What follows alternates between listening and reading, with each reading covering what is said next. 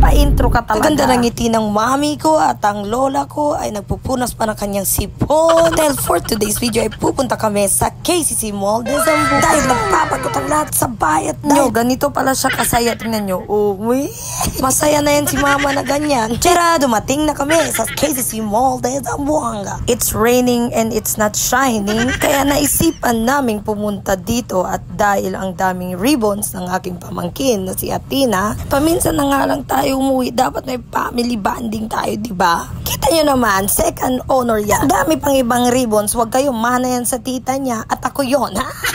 20% na naman na yan sa nanay. Ayan ang nanay ko. At ito si Austin, nakamukha talaga ng tatay. At agad kaming pumunta sa third floor na kung saan nandito ang cinema. Dahil sa tagal ko sa bukid, hindi ko na alam ano ang itsura sa loob ng sinehan. Ay wala din pala tayong makikita sa loob, diba? Ay puro lang naman pala kadiliman. I forget. I forgetting. So bumili na tayo ng tickets ang papanoorin natin A Quiet Place Day 1. At dahil ito'y horror, hindi ko alam kung magugustuhan talaga ng mga bata to. Pero wala silang choice dahil ito ang gusto namin tingnan. At napunta muna kami sa Jollibee dahil gusto talaga ng mga batang kumain to. Pa-budget meal muna tayo dahil wala tayong pera ngayon. 5:30 pa naman ang view. Kaya may oras pa tayo para kumain. At eto, papunta na tayo. Pabalik na tayo. Ang hindi ko alam bakit hindi natutuwa ang aking kapatid kapag tinututok ko sa kanyang kamera.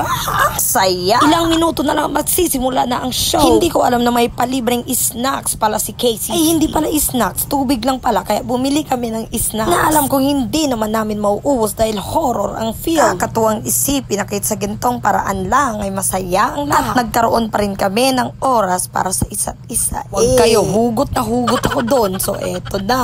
Pumasok na kami at dahil hindi na pwedeng mag-video at madilim, nahirapan na ako. Pindotol ko na ang video dahil nakalimutan namin si Lola sa labas. Napaiyak ang aking pamangkin na si Athena sa show. Sabi niya, why did she die?